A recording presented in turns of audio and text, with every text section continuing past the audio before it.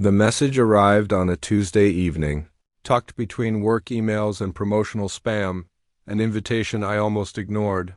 Dinner at the Langfords' estate this Saturday, 7:30 p.m. formal attire. Just one letter for a name, as if I'd immediately know who it was. But I did. Ethan Langford, the man who once sat across from me in boardrooms, dismissing every idea I offered as too sentimental or not ambitious enough. The man who'd taken credit for my work more than once.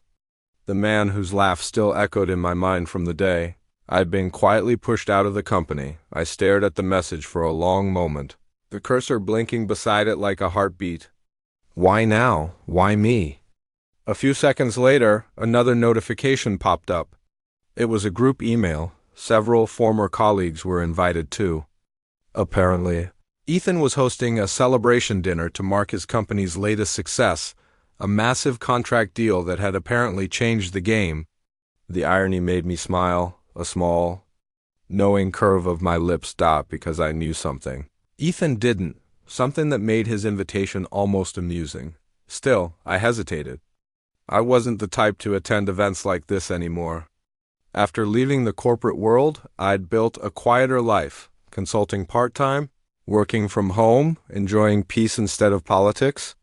I didn't own gowns or expensive jewelry. My wardrobe was made of calm colors and soft fabrics that spoke of comfort. Not competition, but that email, it felt like more than an invitation. It was a challenge. A test of whether I still remembered my place beneath him, and perhaps, deep down, I wanted to see if he dared to mock me face to face again. So, I replied simply, "Thank you for the invitation. I'll be there." Saturday evening came cloaked in the crisp stillness of autumn. The Langfords' estate sat at the edge of the city, a mansion of glass and marble surrounded by manicured hedges and the faint scent of money. I arrived a few minutes early, stepping out of a modest sedan among a parade of glossy cars that looked like they'd been detailed for a magazine cover. The valet blinked, momentarily unsure if I belonged there. I gave him a polite nod and walked up the marble steps, my heels clicking with quiet confidence. Inside, the world shimmered with polished surfaces and pretentious laughter. The dining hall gleamed, golden chandeliers, crystal glasses, waiters in black gloves. A dozen faces turned as I entered. Some smiled politely, others whispered, trying to place me. And then, from the far end of the room, Ethan Langford appeared. Tall, confident, the same smug smile he'd worn years ago when he told me I lacked the killer instinct. His suit looked custom-made.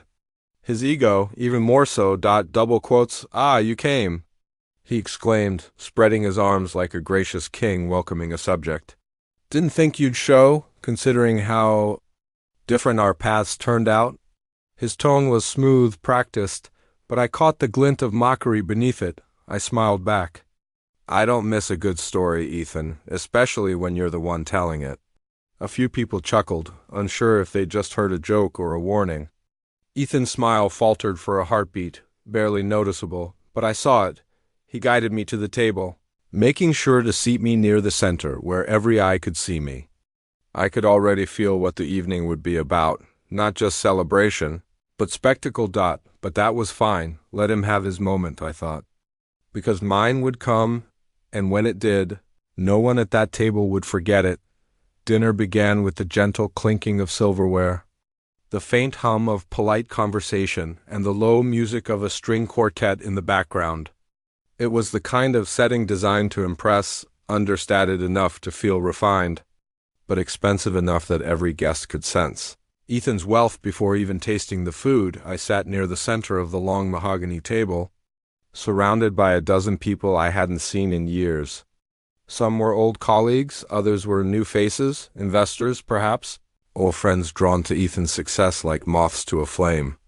The conversation sparkled with the usual pleasantries, luxury cars, travel destinations, renovations, and how this year's economy has been great for people who know how to play it right. Ethan was, of course, the loudest voice among them. He leaned back in his chair, swirling red wine in his glass, his laughter cutting through the room like a blade disguised as silk. You wouldn't believe how many consultants we had to go through before we found people who actually understood the scale of my vision. he said, glancing briefly in my direction. A few people chuckled. One woman, his new marketing director, I guessed, asked, "Oh? Did you have to deal with some difficult ones?" Ethan smirked. Let's just say some people think passion can replace competence. It's adorable, really, until you have to clean up their mess. The laughter this time was louder. My fork paused halfway to my plate. He didn't say my name. He didn't have to. I felt several eyes flick toward me, subtle. Guilty glances from those who remembered how I'd been forced out of the company years ago, after a strategic restructuring. I could almost hear their thoughts. Was she one of those adorable ones? I smiled faintly and continued eating, unbothered, at least on the surface. Inside, though, I noted every word, every tone, every self-satisfied smirk. Ethan was performing, and I was the quiet stage he wanted to perform on. By the way, another guest chimed in. I heard your recent deal was a huge success. Something with overseas investors? Ethan's eyes gleamed. Yes, that was a masterpiece. One of those moments when everything just clicks. Took real leadership to make it happen. Must have been a lot of paperwork, I said lightly, dabbing my mouth with a napkin. He turned to me, his grin sharp. Oh, absolutely. Not that you'd know what that's like anymore, right? You went into, what was it? Freelance consulting? I nodded. Yes, mostly corporate recovery and strategic restructuring.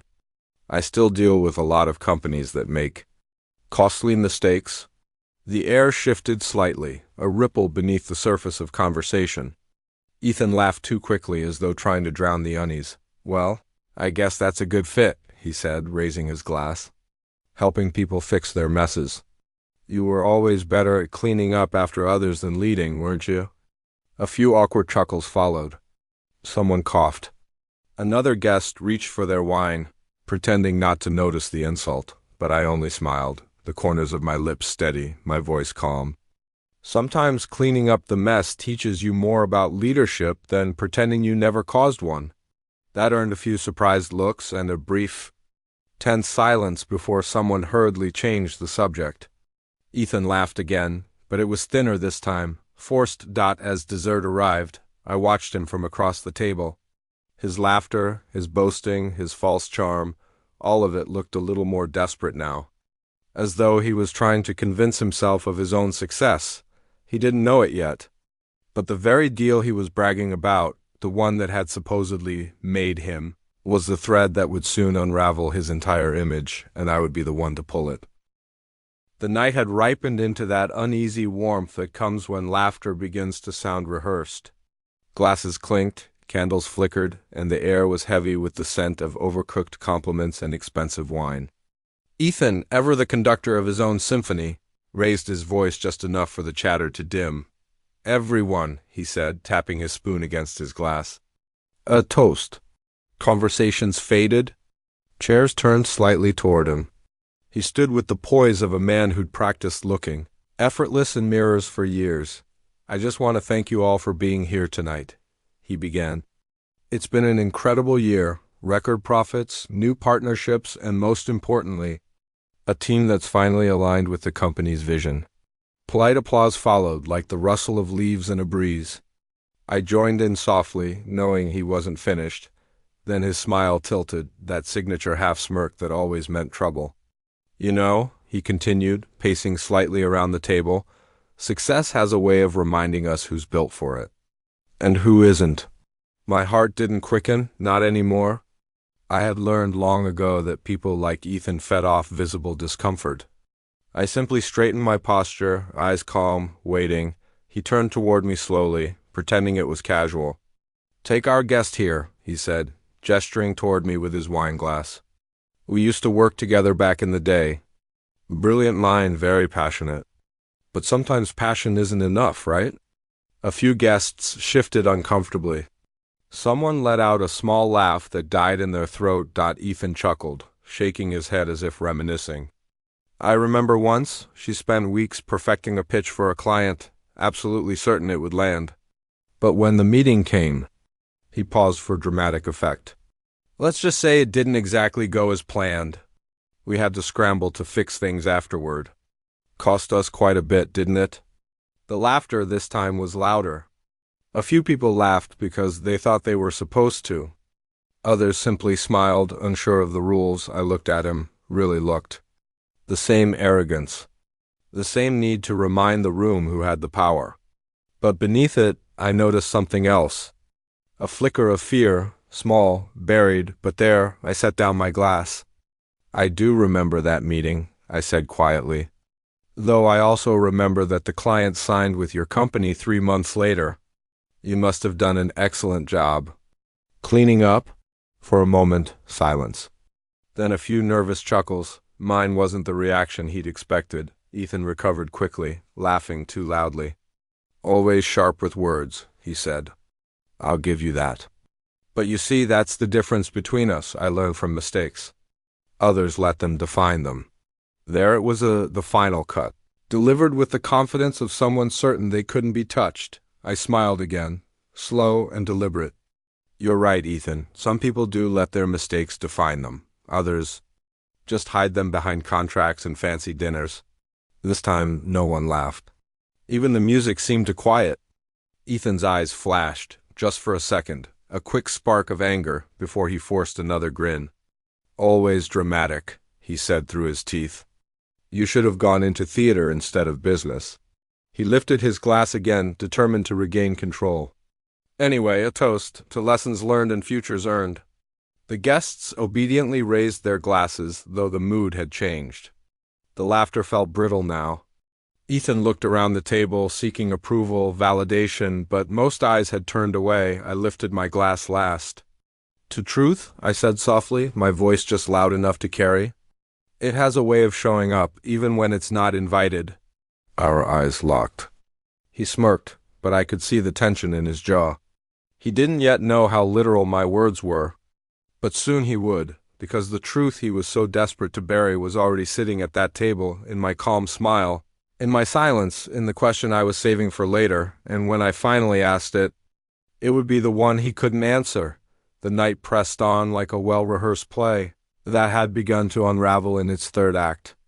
The laughter had thinned, the smiles felt strained, and Ethan's charisma, once the centerpiece of every room, was beginning to show cracks beneath its glossy surface. He didn't notice. Of course.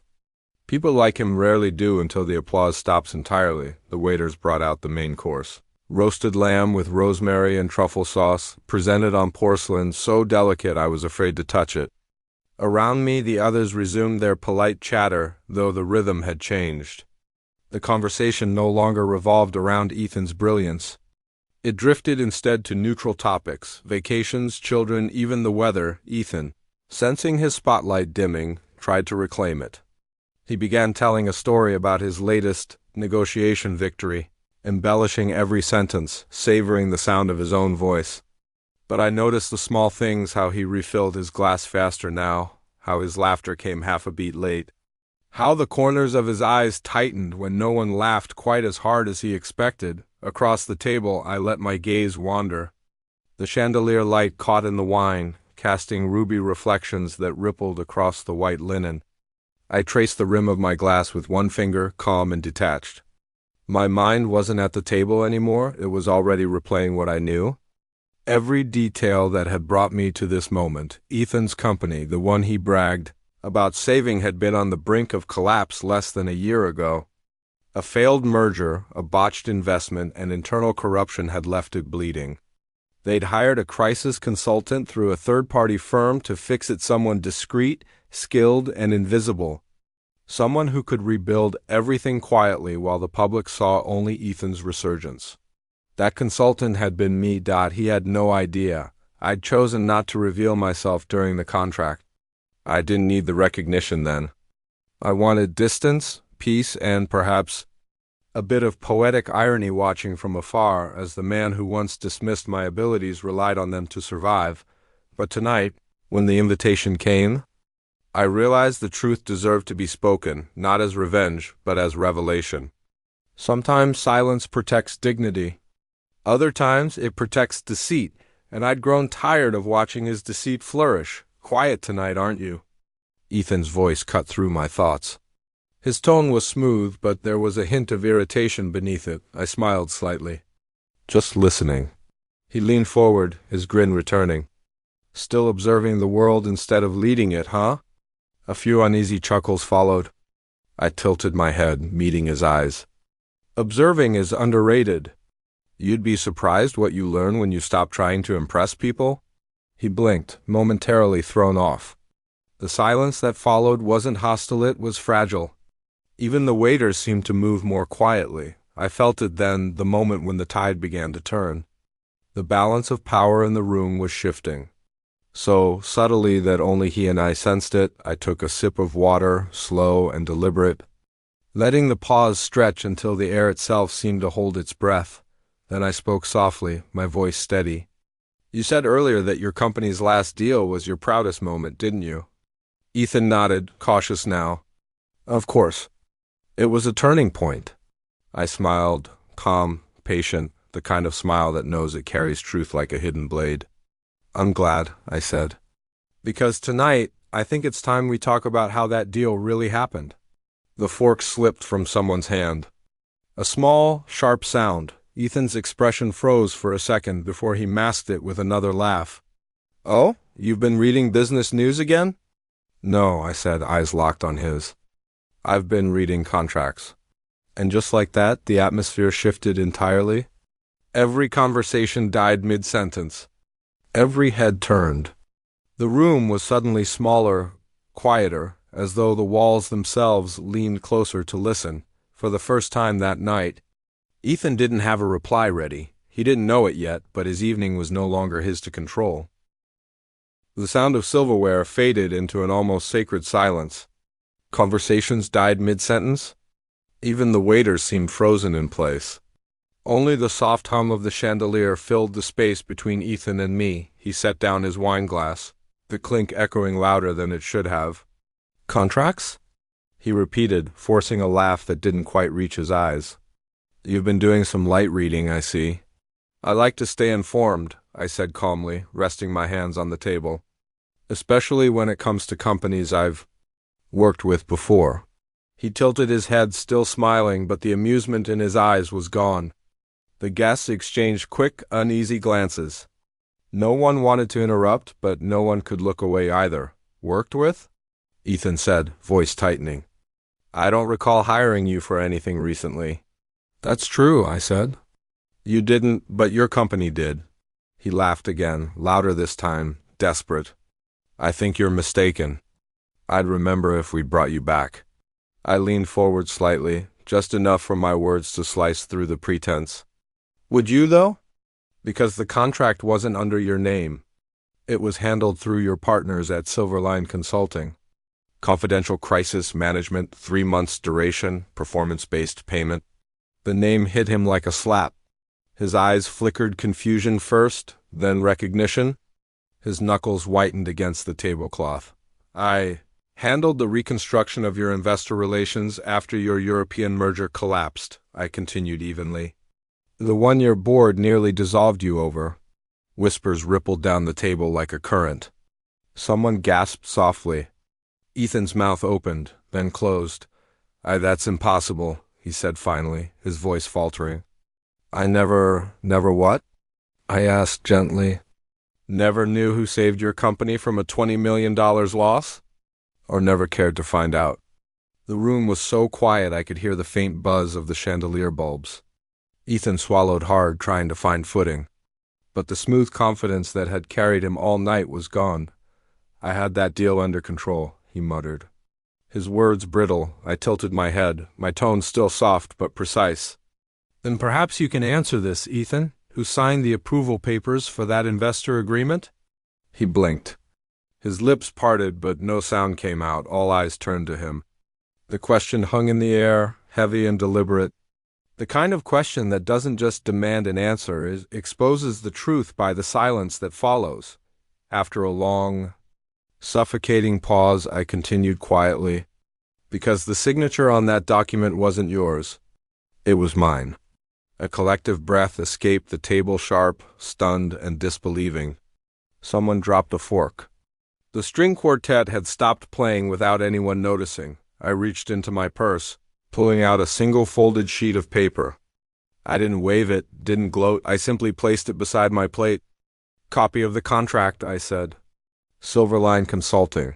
Operating under project code Phoenix. You signed the final acceptance of services 3 months ago. Payment received, performance verified." Ethan stared at the paper like it was written in another language. His face had drained of color. You can't be serious." "I am," I said, meeting his gaze steadily. "You've spent all evening boasting about a success that wasn't yours to claim. You mocked the person who gave you the very foundation you're standing on." For a long moment, he said nothing. The proud host, the self-made man, the untouchable success story, all of it crumbled under the weight of a single truth. I leaned back in my chair, letting the silence speak for me. "So tell me, Ethan," I said softly, "what exactly did you accomplish?" "Without me?" His lips trembled, searching for words that wouldn't come. And in that moment, for the first time in his carefully curated life, Ethan Langford had no answer. For several seconds, the room didn't breathe. It was as if the world itself had paused to watch Ethan Langford unravel. He blinked. His lips parted in a soundless attempt at recovery, then forced out a strained laugh. "All right," he said, waving a dismissive hand. "Very clever. You've clearly done your homework, but you can't expect anyone here to believe that, can you? That you were behind one of the biggest corporate recoveries of the year?" His tone carried the familiar arrogance, but his voice had lost its rhythm. He was buying time.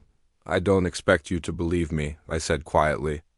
"But perhaps you should check your company's internal records, or the wire transfer logs, or the correspondence from Silverline's legal team. You'll find my initials on every document."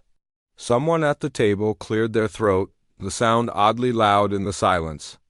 A younger man in a gray suit, one of Ethan's financial officers, judging by his nervous posture, shifted uncomfortably. "Sir," he said hesitantly, I think there was a third-party consultant during that period.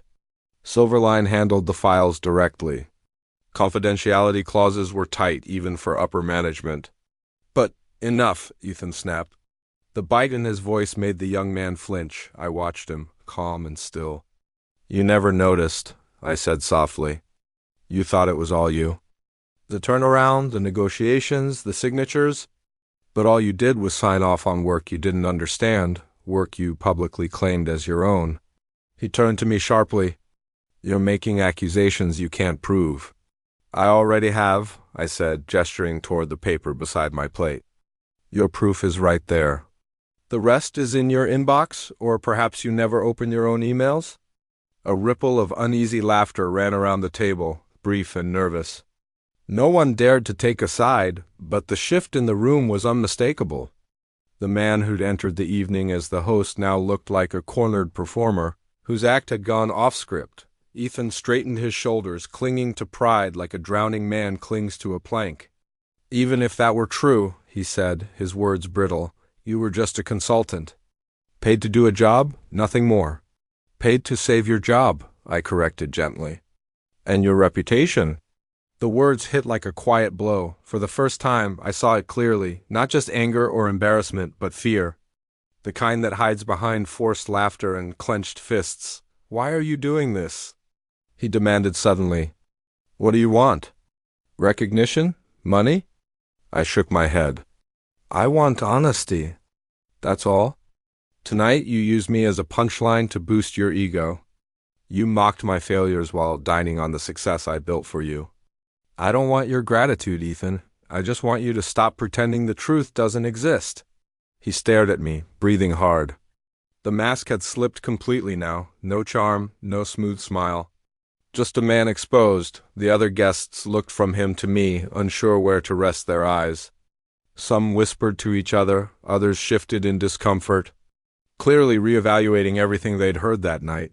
Finally, one woman at the far end, a quiet board member, if I remembered correctly, spoke up. "Ethan," she said carefully, "is what she's saying true?" He didn't answer. His jaw worked as he tried to form words, but none came, and that silence, that heavy, suffocating silence, said more than any confession could. I sat back, letting the moment stretch. That's what I thought, I said softly. Sometimes silence is the answer. He looked at me with a mix of fury and humiliation, but there was nothing left for him to throw. Every word he'd tried had turned against him. Across the table, someone whispered almost to themselves, "So she's the reason the company's still standing?" Ethan's eyes darted toward them, desperate, but it was too late. The truth was out. The confusion he'd tried to sow now only made his defeat clearer. And though I hadn't come for vengeance, I could feel it settling quietly around us, not loud, not cruel, just inevitable. The room felt colder now. The air that once shimmered with polite laughter had turned sharp and heavy, filled with the kind of silence that only truth can summon. Ethan still hadn't sat down. He stood there, rigid, gripping the back of his chair like it was the only thing keeping him upright. His reflection trembled faintly in the wine glasses. Distorted and thin across the table, the quiet board member spoke again, her tone crisp and measured. "Ethan, if what she's saying is true, that would mean our quarterly reports, our entire company narrative, were built on false pretenses." He flinched. "That's ridiculous," he said, though his voice cracked. "You think I'd risk everything for a lie?" I held his gaze. "You already did?" A murmur swept through the guests, that low, rippling kind of whisper people use when witnessing the fall of someone they once admired. The man to my left, one of Ethan's investors, leaned forward. "You're saying she was the consultant who rebuilt the European partnership?" "Yes," I said. "The entire strategy, the negotiation framework, the proposal that saved the deal, it was my work. The Silverline team only handled logistics. Ethan's name went on the final documents because the board needed a familiar face for the announcement. It was convenient. It was clean. I turned to Ethan, and you made sure it stayed that way." He opened his mouth, but nothing came out. The investor frowned. "Is that true?" Ethan's silence was the only answer anyone needed. The board member leaned back, exhaling through her nose. "My God," she whispered. "The very deal that rebuilt our valuation wasn't his." I finished quietly. Ethan's mask cracked completely then. He slammed his glass down, the red wine spilling like blood across the white tablecloth. "You think anyone cares who did the paperwork?" He snapped. "Success is about leadership, vision being the face people trust. I made this company what it is. Not you? Not anyone else." I didn't flinch. "Then why are you standing there defending yourself instead of proving me wrong?" He froze. The words hit their mark. For a long, unbearable moment, no one moved. The candle flames trembled in the still air. Even the soft clink of a waiter's tray in the distance sounded distant, fragile. Then the young financial officer, the same one Ethan had silenced earlier, spoke quietly, his eyes on the table. "Sir, she's right. I checked the records before the merger was finalized. The documents were signed under the consulting partner's credentials. Not yours."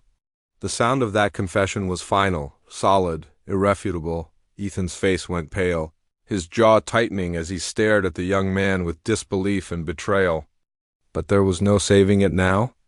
The web he'd woven of ego, deception, and borrowed credit had unraveled completely. The board member stood, her voice cold. "You humiliated someone tonight for not being ambitious enough." "Ethan, but it seems she's the only reason your ambition didn't destroy you." The words struck harder than any slap. I gathered my things slowly, not dramatically, just with quiet precision. The kind of calm that follows victory earned through restraint. "I didn't come here to embarrass you," I said, my tone even. "But sometimes the truth demands to be heard, even when it's inconvenient." He looked at me then, truly looked at me, and for the first time, I saw something in his eyes that wasn't arrogance. It was shame. Real, raw shame. "Enjoy your dinner," I said softly, pushing back my chair. "And remember, humility costs nothing, but pride always leaves a bill." As I walked toward the door, no one spoke. The sound of my heels against the marble echoed through the silence, steady, unhurried. Final. Behind me, I heard a single sound, the fragile, defeated exhale of a man who had just realized that the empire he'd built on lies was collapsing before an audience, and for once, Ethan Langford had no one left to impress. For a moment, after I left the table, no one spoke. The only sounds were the faint tick of the grandfather clock in the hallway and the hum of the chandelier above. Its light, trembling like it too, understood what had just happened. Ethan stood rooted to the same spot, staring at the empty space where I'd been. The proud host, the man who'd begun the night basking in admiration, now looked like a monument to regret. Rigid and hollow dot around him, conversation started in hushed tones. Words like consultant and signature floated through the air like broken glass. The board member whispered something to the investor beside her. The young financial officer avoided Ethan's gaze entirely. Even the waiters moved differently now, quieter, as though they didn't want to be seen cleaning up the remnants of his pride. Finally, one of the guests, a tall man in a navy suit, spoke up. "Ethan," he said cautiously, "if what she said is true, this could have serious implications for your company's credibility." Ethan blinked, his jaw tightening. It's not what you think," he stammered, but his voice cracked halfway through. He reached for his glass and found it empty. The red stain on the tablecloth looked like evidence, a mark he couldn't scrub away. "She's lying," he muttered, though the conviction was gone from his tone. "She's jealous, trying to ruin my reputation. Jealous?" The board member's laugh was quiet, sharp. "Of what?" "You humiliated her, and she still handled herself with more grace than you've shown all night." That struck something deep. Ethan's shoulders slumped. The man who'd strutted through the evening as though the world owed him applause now stood small under the weight of his own exposure. Another guest murmured, "I always wondered how he pulled off that merger. It didn't make sense." Someone else nodded. "I thought so too. It seemed too smooth considering the collapse last year." Their voices blended into a low chorus of realization, the sound of people rewriting what they believed. Every story Ethan had told them, every boast, every success now carried the sour aftertaste of doubt. Ethan looked around, eyes darting from one face to another. "You're all turning on me because of her?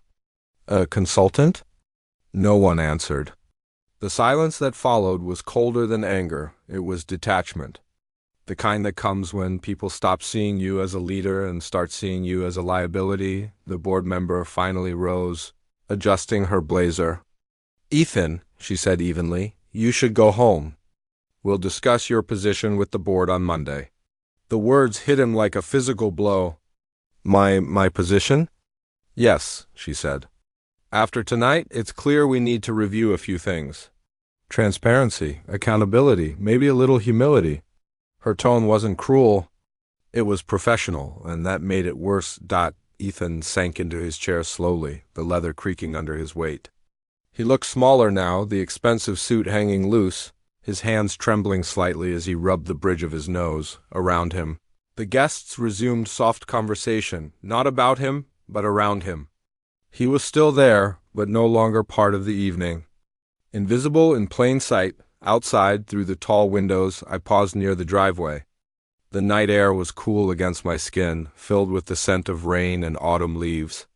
Inside, behind the glass, I could see him sitting alone at the table, a man surrounded by the wreckage of his own ego. I didn't smile, not even then. This wasn't victory. It was clarity, the kind that comes when you finally watch someone face the truth they've spent years running from. For once, Ethan Langford didn't have an audience cheering him on. He only had silence, the loudest humiliation of all. The night air greeted me like an old friend, cool, honest, and free of pretense. The sound of distant traffic mixed with the faint hum of cicadas as I walked down the path lined with lanterns. Each step felt lighter, as if I was leaving more than just that dinner behind. Inside the restaurant, the echoes of Ethan's downfall still lingered. Even from outside, I could sense the murmurs, the shifting of alliances, the quiet calculations happening in that polished, dimly lit room. But that world, his world, no longer had power over me. For years, Ethan had taught me in subtle ways to believe that success meant being seen. That recognition was the highest currency. He used to say things like, "Visibility is value," and back then I believed him. I worked hard behind the scenes while he stood in the spotlight, collecting the applause that echoed from my silence. But tonight changed that. As I reached my car, I caught a glimpse of myself in the window, not just my reflection, but something deeper. The calm in my eyes surprised me. No bitterness, no rage. Just quiet certainty. I'd thought vindication would feel loud, fiery, like thunder breaking over years of humiliation. But it wasn't. It was soft, steady. The peace that comes from no longer needing to explain yourself. Inside the restaurant, I knew things were unraveling. Word would spread fast. Boardrooms thrive on gossip as much as on profit, and by morning, everyone in his circle would know what had happened. The man who had once been the face of integrity would now be the subject of doubt. And as for me, I didn't need to defend or prove anything anymore. When I reached the parking lot, my phone buzzed. A message from an unknown number. That was brave. We should talk. The board could use someone like you. Siv Morgan, I smiled faintly. Cora Morgan, the board member who'd spoken up first when Ethan faltered. The same woman who had seen through the performance before anyone else. It wasn't about revenge anymore. It was about recognition, the kind that comes naturally when the truth finally breathes. I didn't reply right away.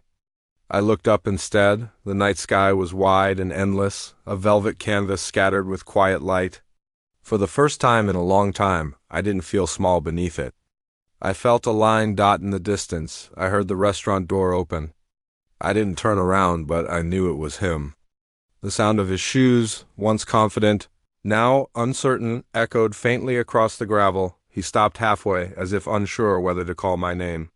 For a long moment, the silence between us carried the weight of everything left unsaid, the unspoken apologies, the broken pride, the lessons learned too late. Then, softly I said without turning, "Don't chase what you've already lost. Ethan, learn from it." I didn't wait for his response. The click of my car door closing was the end of a chapter, clean, decisive, final as I drove away. The city lights flickered on one by one, painting the skyline in golden glass. I realized something then. Power wasn't about control. It was about peace. It wasn't in who spoke the loudest, but in who no longer needed to speak at all. The balance had shifted, not because I'd exposed him, but because I'd outgrown him. Ethan's empire would likely crumble piece by piece, eaten away by truth and consequence. But I wouldn't be there to watch. Some victories don't need an audience. They just need closure. When the traffic light turned green, I pressed my foot on the pedal. The city stretching open before me like a promise, and for the first time in years, I wasn't driving away from something. I was driving toward myself. Morning sunlight spilled across my desk like gold dust, catching on the rim of my coffee cup. It had been a week since that dinner, but the memory of it felt distant now, like something that had happened in another lifetime. My phone buzzed again with another message, a mix of congratulations, job offers, and a few carefully worded apologies. Word had spread, faster than I expected. Ethan's story was now public. The board had quietly suspended him pending an investigation, and the company's PR team was working overtime to control the fallout, but I wasn't thinking about any of that. I was sitting in the office of a small, sunlit co-working space, not the glass towers or lavish boardrooms Ethan used to chase, but something humbler, more grounded. The walls were lined with plants. The hum of conversation low and warm. On the table before me lay a simple contract, my new venture, Lumos Strategies. A consultancy built not on ego, but on integrity. A place where people like me, quiet workers, thinkers, builders, could have their names on their own work. Cora Morgan had been true to her word. She'd called me the next day, her tone steady and respectful. "You have vision," she'd said. "And that's something we could use in this industry, especially now." It wasn't pity. It was partnership. And that made all the difference. I signed the final page with calm hands. My reflection in the glass table looked different, not just older, but surer. I had spent years fighting for acknowledgement from people who didn't know how to give it. Now, I realized I didn't need acknowledgement. I needed alignment. The door opened softly, and my assistant, a bright young woman named Zara, peeked in. "Miss Hele? Cora Morgan is on line 2. She says congratulations are in order." I smiled. "Thank you, Zara. I'll take it in a minute." She nodded and disappeared down the hall, her steps light. I turned toward the window, looking out at the skyline. Somewhere in one of those towers, Ethan was probably still trying to rebuild, explaining, denying, spinning. But that wasn't my concern anymore. His fall wasn't my triumph. My peace was, for the first time in years, my success didn't have his shadow hanging over it. The city outside was alive, cars threading through traffic. Sunlight reflecting off glass, a world constantly moving forward. I realized I was part of that movement now, not a silent passenger, but a driver with her own direction. My phone rang again, and I answered it. Cora's voice came through, warm and crisp. "I told you the world would catch up to your kind of leadership," she said. I chuckled. I didn't want it to catch up. I just wanted to stop running from it. She laughed softly. "Then welcome to your own pace, Miss Alley." After we hung up, I sat for a long moment, letting the silence settle. It wasn't the kind of silence that follows a storm. It was the calm that comes when you've rebuilt your foundation. I glanced at the framed photo on my desk, my parents' old house, small but full of love, the place where I'd first learned the difference between pride and purpose. "Thank you," I whispered. More to them than anyone else. Outside, a breeze rustled the trees, and sunlight shifted across the floor. I stood, straightened my jacket, and walked to the whiteboard on the far wall. At the top, I wrote in bold, steady letters, "Build quietly. Let results speak." It wasn't a slogan, it was a promise, and as I picked up my coffee, ready to begin the first day of this new chapter, I realized something simple but profound. Ethan's questionless silence that night had ended his story. Mine, the one written in honesty, resilience, and quiet strength, was only just beginning.